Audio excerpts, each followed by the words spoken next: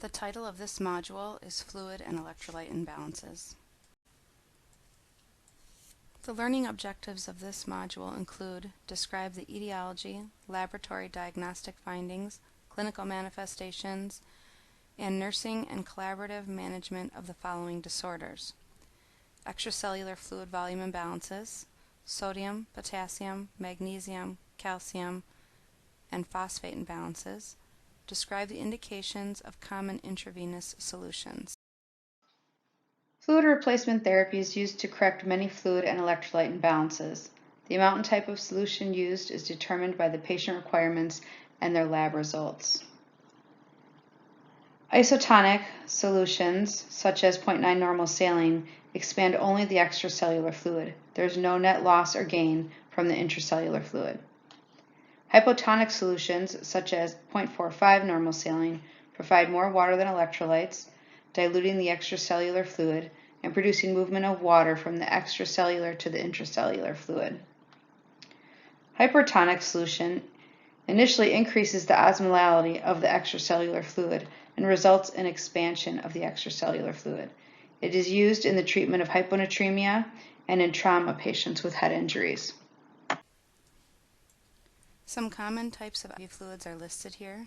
We have D5W, which is 5% dextrose in water. It is isotonic, but it is physiologically hypotonic.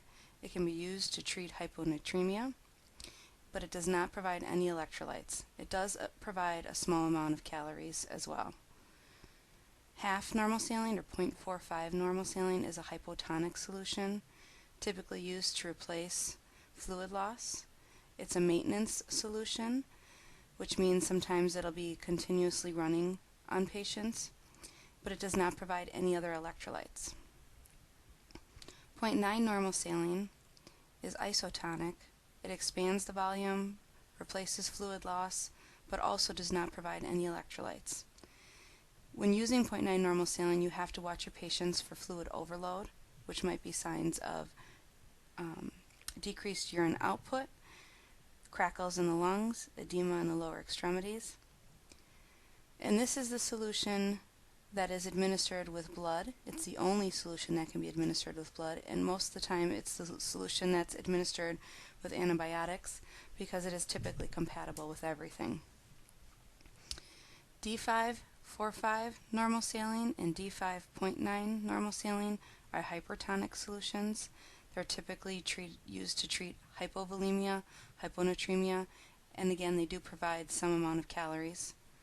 Lactated ringers is isotonic, and it's very similar to the makeup of plasma. It does not provide any free water or calories, but it does contain some electrolytes. It does contain sodium, potassium, chloride, calcium, and lactate. Fluid and electrolyte imbalances typically occur because there's been some disruption to the normal homeostasis, and this can be caused by illness or disease. Some common ones might be burns.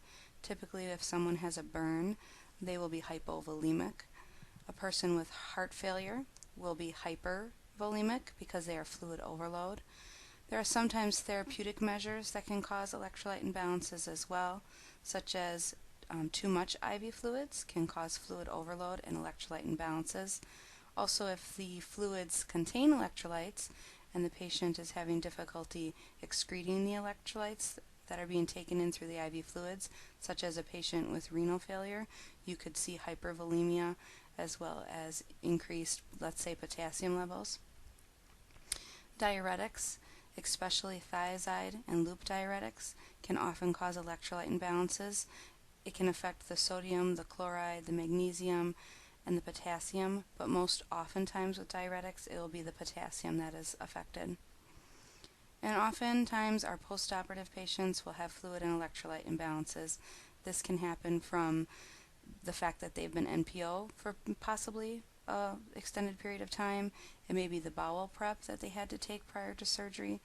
It can be from blood loss during the surgery, and it can be from fluid shifts that occur during and after surgery.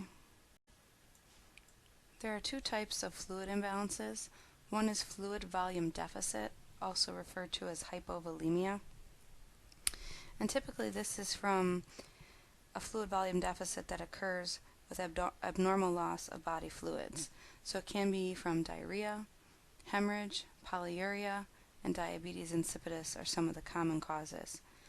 Fluid volume deficit should not be used interchangeably with the term dehydration because dehydration refers to loss of pure water alone and it does not have a loss of sodium. Fluid volume excess or hyperkalemia is the abnormal retention of fluids. And this can happen from patients who have excessive IV fluid administration.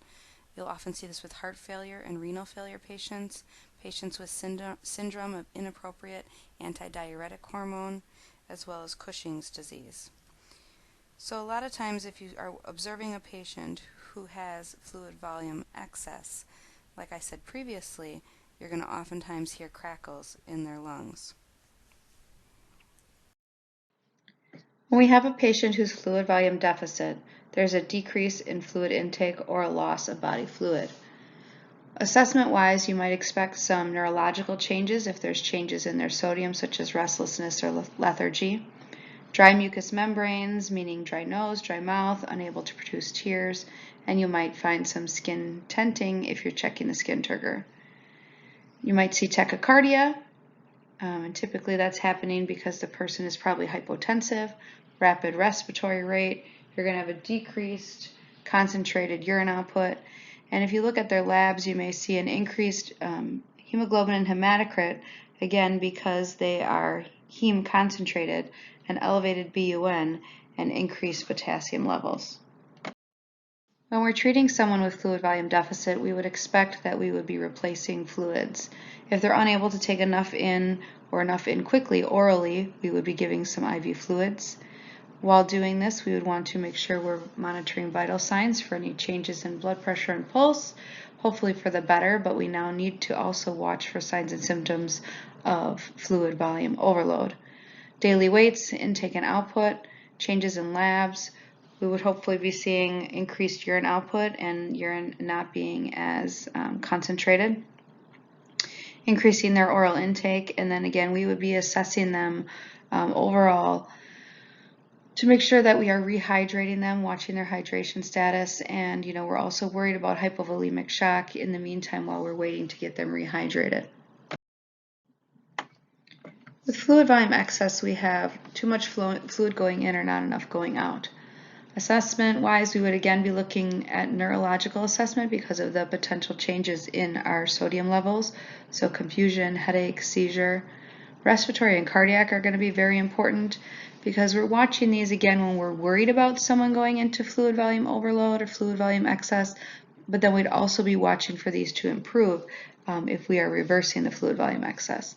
So if we have a lot of fluid on board, we might have pulmonary edema or pleural effusions. So we could have some pulmonary congestion, crackles, dyspnea. Cardiac-wise, we could have a bounding pulse, our blood pressure is elevated, we're tachycardic, and we have edema as well as jugular venous distension. A person might also have some anorexia or some nausea, and that is again because the GI tract is just engorged with fluid. Lab-wise, because we have extra fluid on, we might see some dilutional hyponatremia and some dilutional heme dilution in our hematocrit and hemoglobin. For fluid volume excess, we're going to want to get the fluid off, so depending on how quickly they want to have the fluid removed, we might be giving oral or IV diuretics. The person might be on a fluid restriction. So again, as we're watching our patients move from fluid volume excess to normal, or potentially now we put them into fluid volume deficit, we want to make sure we're really watching our neural status, cardiovascular and respiratory assessments, our daily weights, our I's and O's, and then we're watching our labs. One important thing to remember is that 1 liter of water or fluid weighs 2.2 pounds. So if you have a patient who comes in who is 10 or 20 pounds overweight because they're retaining fluid, they're retaining potentially 5 to 10 liters of fluid. So when we're diuresing these patients, you can really expect a large amount of urine output, and that's why it's extremely important that we are keeping tracks of our intake and output.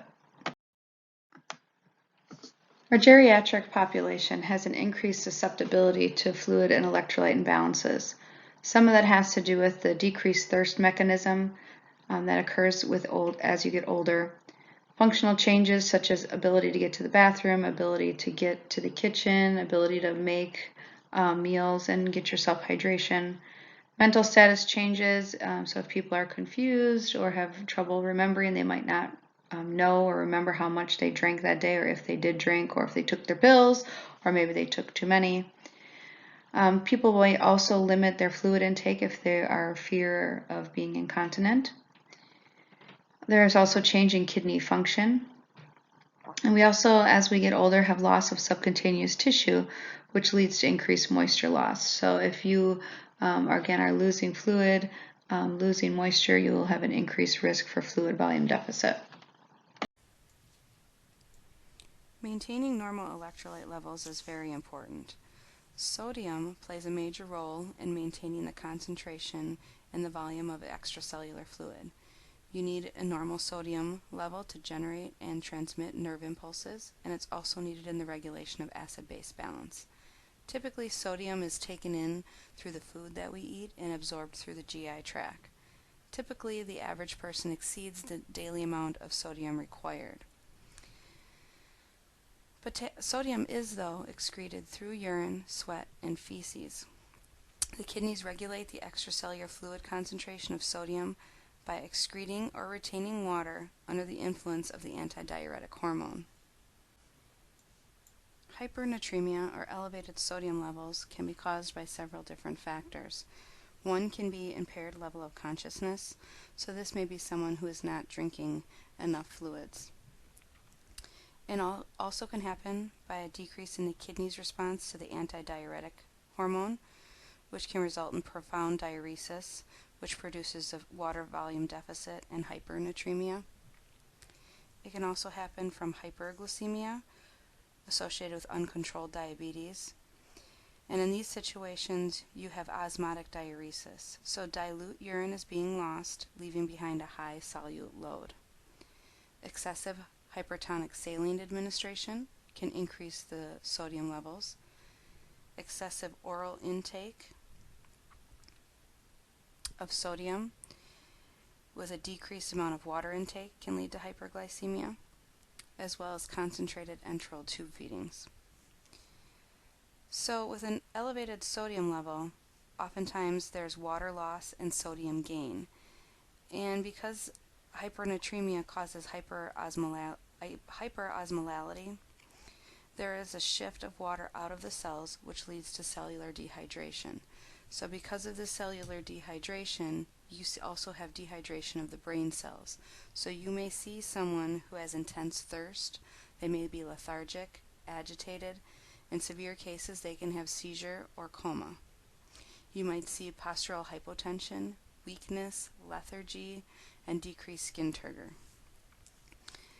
So in order to treat the imbalance of hypernatremia, we want to, if we know the cause, treat the cause first. Otherwise, we can push fluids. We can start an infusion of D5W. We may restrict their dietary sodium intake, but what is important to remember is that the sodium levels must be reduced gradually. If we decrease the sodium levels too quickly, it can result in cerebral edema and can have long-term cognitive deficits for your patient. Hyponatremia, or low sodium levels, can be caused from excessive hypotonic IV fluid administration, excessive PO water intake, the syndrome of antidiuretic hormone, which causes water retention, and therefore sodium is then diluted. It can also happen from sodium being lost from the GI tract, kidneys, or the skin. Hyponatremia causes hypoosmolality, which is a shift of water into the cells. So fluid also shifts into the brain cells, and this is why you'll see irritability, confusion, seizure, and sometimes coma. And in severe cases, there's irreversible brain damage and death.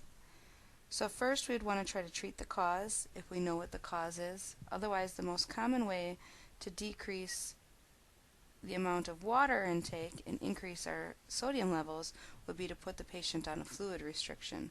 So we would restrict the total amount of fluid, water, and all other fluids that a patient can intake within a 24-hour period. In severe cases, we would do slow administration of an infusion of 3% normal saline.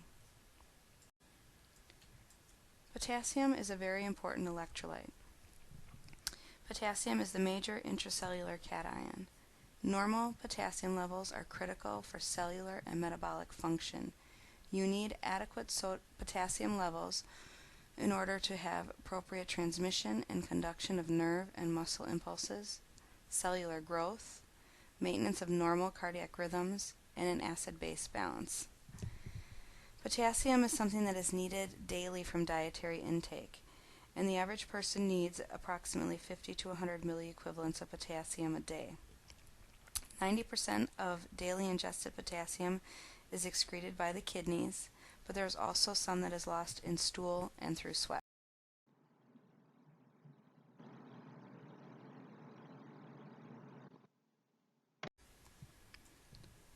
Hyperkalemia, or high potassium levels, is most often caused by someone in renal failure. The person is unable to excrete the potassium through their urine.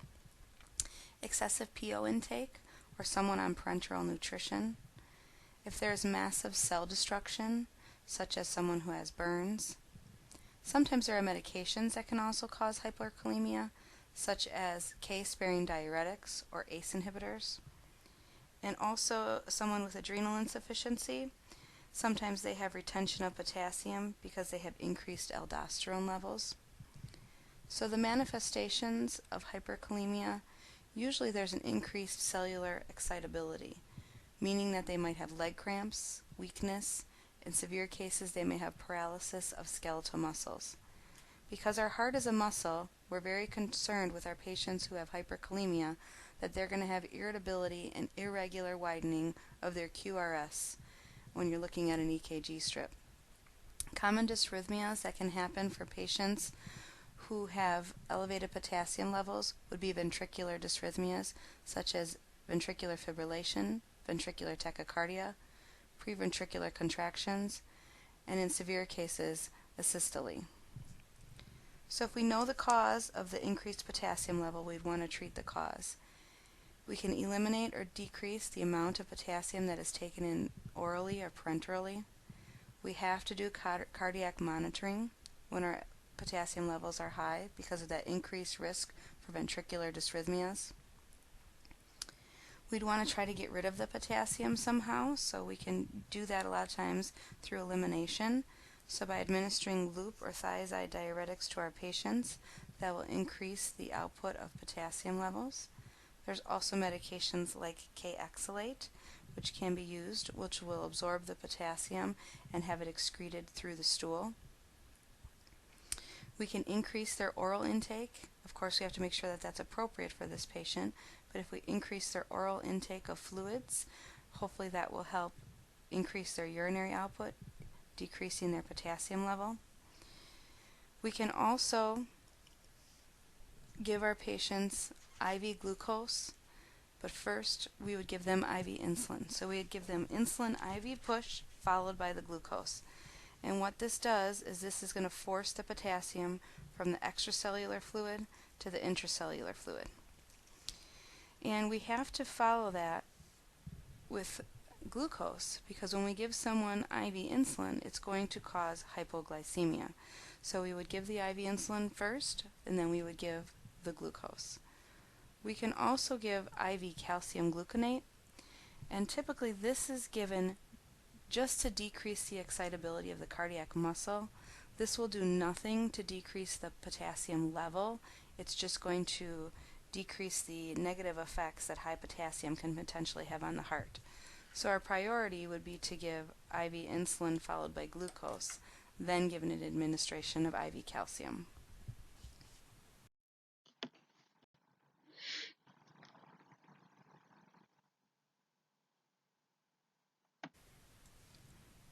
Hypokalemia, or low potassium levels, results from a shift of potassium from the extracellular to the intracellular.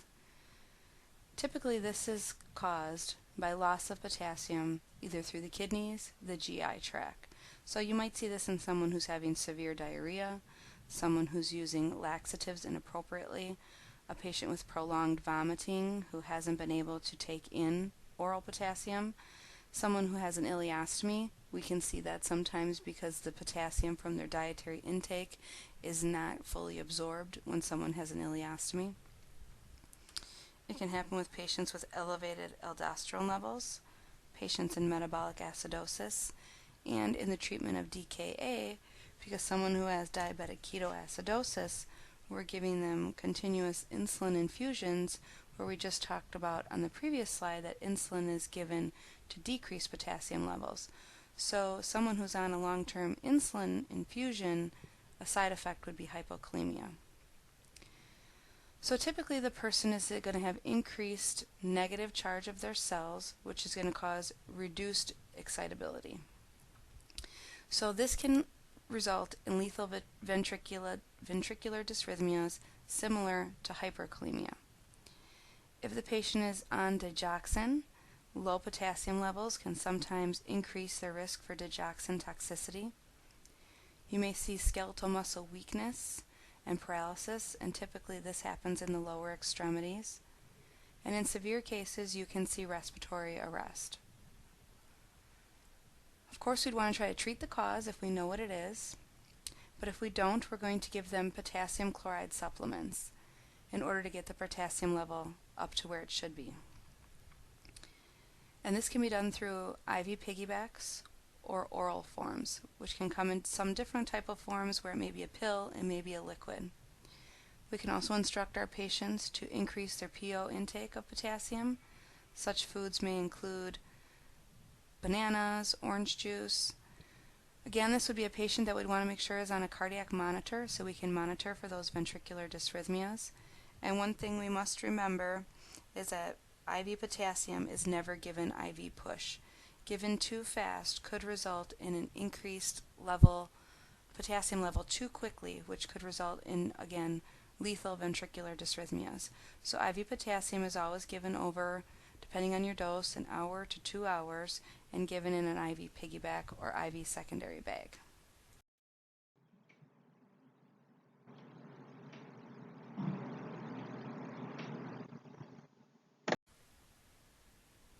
Typically, calcium is obtained from the food that is ingested. However, only about 30% of the calcium from foods is absorbed in the GI tract. More of the body's calcium is combined with potassium and concentrated in the skeletal muscle system. The functions of calcium are the transmission of nerve impulses, muscle and myocardial contraction. You need adequate calcium for blood clotting and for the formation of strong and healthy teeth and bones.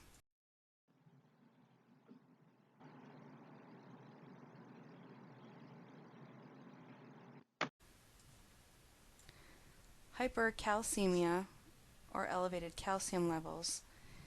In 2/3 of the cases, it is caused by hyperparathyroidism. 1/3 is caused by malignancies, typically breast and lung cancer.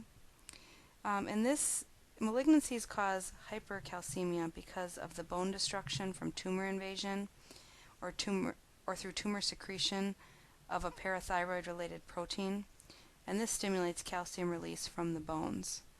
It can also happen from excessive calcium intake, which sometimes can be just from the dietary intake of calcium, but it can also happen from someone taking too many antacids that contain calcium. Prolonged immobility can also result in bone mineral loss, which increases plasma calcium concentration. So signs and symptoms you might see is reduced excitability of muscles and nerves. They may have decreased memory, confusion, disorientation, and fatigue.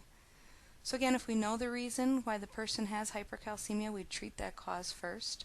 But other ways we can get the calcium levels down is we can promote excretion through a loop diuretic. So we would give a diuretic such as Lasix that will promote the excretion of the calcium through urination. But because we're giving this to someone who probably is not fluid overload, we have to then make sure we hydrate them. So we can either hydrate them with isotonic IV fluids or make sure that they increase their fluid intake to 3,000 to 4,000 milliliters. Otherwise, if we think it's from excessive calcium intake, we can have them on a low calcium diet. We can increase their activity, and we can also give a medication called calcitonin. Hypocalcemia, or low calcium levels, can be caused by a decreased production of the parathyroid hormone. This is oftentimes a result of the surgical removal of the parathyroid gland. Other causes can be low dietary intake of calcium. A patient with hypocalcemia may have signs and symptoms of increased nerve excitability. So they may have tetany, they may have decreased contractility in their heart, which may result in ventricular tachycardia. So this would be another patient that would be very important to be monitoring their cardiac rhythms. There are simple tests we can do to monitor for hypocalcemia, which we'll discuss on the next slides.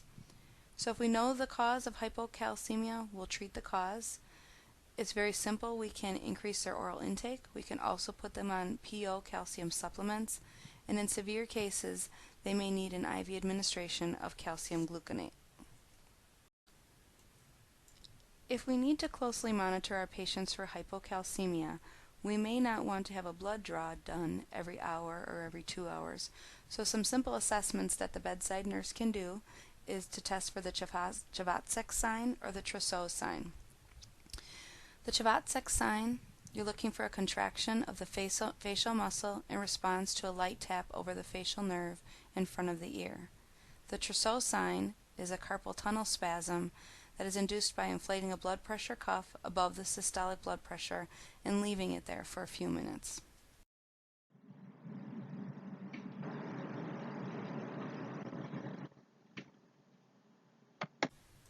So in looking at these images, you can see for image A, if you're to tap on that facial nerve, you'll see facial twitching, eye blinking, cheek raising, mouth moving. You'll see that if the patient is hypocalcemic. If you're doing the Trousseau sign, you can see that the blood pressure cuff is tightened and you're seeing that carpal tunnel spasm in the lower extremity, the hand, wrist, finger area. You'll see this would be a positive Trousseau sign. Phosphate, or phosphorus, is the primary anion in the intracellular fluid and is essential to the function of muscle, red blood cells, and the nervous system. It is deposited with calcium for bone and tooth structure. It is also involved in the acid-base buffering system, energy production of ATP, cellular uptake of glucose, and it is also needed in the metabolism of carbohydrates, proteins, and fat. Typically, phosphorus has a reciprocal relationship with calcium, meaning that high phosphorus levels lead to low calcium levels.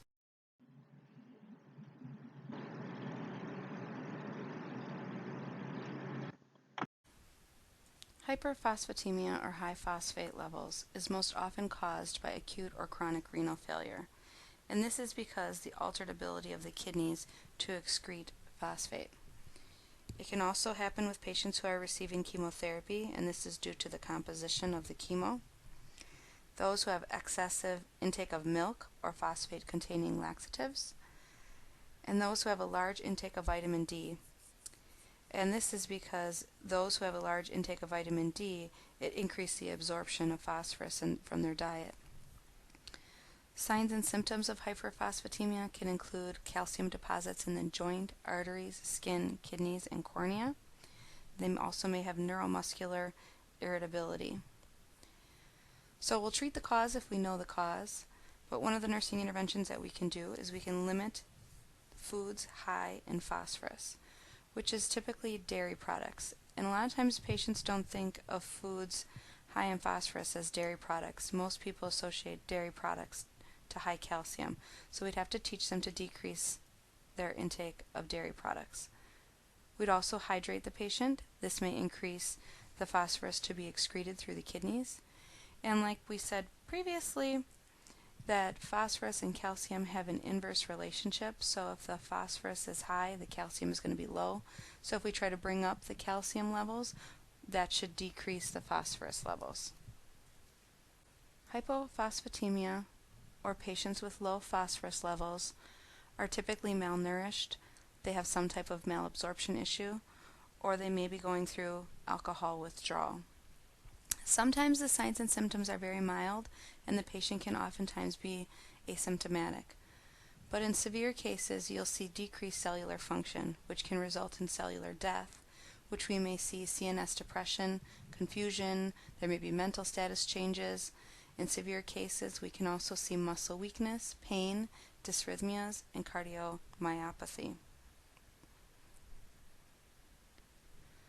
So we'll treat the cause if we can, but we'd want to encourage an increased PO intake of phosphorus. There are also oral supplements that can be given to patients. In severe cases, we would give the patient either sodium phosphate or potassium phosphate. You would have to know their sodium levels and their potassium levels in order to decide which one they would get, if it would be sodium phosphate or potassium phosphate. Typically that would be decided by the physician, but you as the nurse administering the medication would want to make sure you're looking at those electrolyte levels as well, because whichever one you choose will be increasing that other electrolyte level as well. So if someone had high potassium levels, we would not want to give them potassium phosphate, because it's going to increase not only our phosphorus level, but our potassium level. And when we're going to supplement phosphorus, we have to monitor our calcium levels, because we already have talked about that when we have increased phosphorus levels, it's going to cause a decrease in calcium. So while we're supplementing this low phosphorus level, it may cause increased hypocalcemia, which may result in them needing supplementation for the calcium as well. Magnesium is the second most abundant intercellular cation. Approximately 50 to 60% of the body's magnesium is contained in the bone. Magnesium functions as a coenzyme in the metabolism of carbohydrates and proteins. Many of the factors that affect calcium and potassium balance also influence magnesium balance. So oftentimes when you're evaluating low potassium or high potassium, low calcium, high calcium, you'd want to be looking at your magnesium level as well, because typically it'll be having the same imbalance as those two. It is very important to monitor magnesium because it is also very influential in normal cardiac function.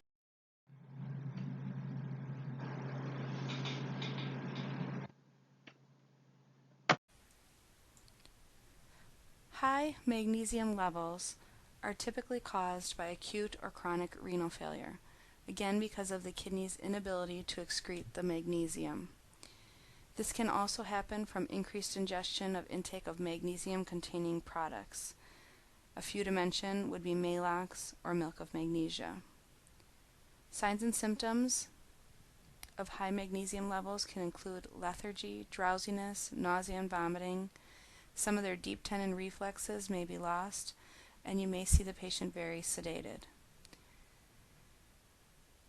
There can be, in severe cases, respiratory and cardiac arrest. So, of course, we'd want to treat the cause if we know the cause. Emergency treatment of someone with high magnesium levels would include the IV administration of calcium chloride or calcium gluconate. And typically this is given for the same reason we give it to patients with high potassium levels. We're giving it to oppose the effects of magnesium on the heart. So some of those ventricular dysrhythmias. We can then give fluids to promote urination, which can increase the excretion of magnesium. We can also give diuretics for patients if it's not contraindicated, because diuretics will also cause loss of magnesium. And if the patient is an end-stage renal disease patient, this patient will need dialysis. That's going to be the only way for us to remove the high magnesium levels from this patient who's unable to urinate. So low magnesium levels can occur for a patient who has prolonged fasting or someone who is starving. someone who has chronic alcoholism, or when there is fluid loss from the GI tract, such as someone with prolonged nausea, vomiting, diarrhea. Someone who has been on prolonged parenteral nutrition but hasn't had magnesium supplements, and someone who is on diuretics. Signs and symptoms can include neuromuscular and CNS hyperirritability, so this can also be someone who might have confusion, hyperactive deep tendon reflexes. You may see tremors, seizures, and cardiac dysrhythmias. So we'd want to treat the cause. We can give oral supplements. We can increase their dietary intake, and some foods are listed here for you that have high magnesium content within them. In severe cases, we can give IV magnesium sulfate. And we want to, again, make sure that we do not give the IV magnesium IV push or too fast. We would run it over whatever our hospital facility instructs us as the appropriate time, usually an hour or 2 hours, because if we administer it too fast, it can raise our magnesium levels too high, which can result in cardiac and respiratory arrest. So even though when you look in your textbooks and you look in your lab values textbook, the normal values that they give you for potassium and magnesium may be slightly lower than what I list here, but typically for our cardiac patients, we want our magnesium levels and our potassium levels to be a little higher than what they may say for the average person. So oftentimes in hospital acute care settings, we may be supplementing our patients with potassium if it's less than 4 and magnesium if it's less than 1.8. So I challenge you, when you go to your clinical setting next, to look at your hospital policies and see if they have a standard order set for patients to be supplemented. It might be called PRN electrolyte replacement. It might be within your monitored bed orders for your patients on telemetry. But I challenge you to look at your site and see. And if you're on a unit that has patients with cardiac problems, typically these will be ordered for all of your cardiac patients. So you'd want to know that, because when you assess your morning labs for your patients, it would be your responsibility to supplement them if they meet these parameters.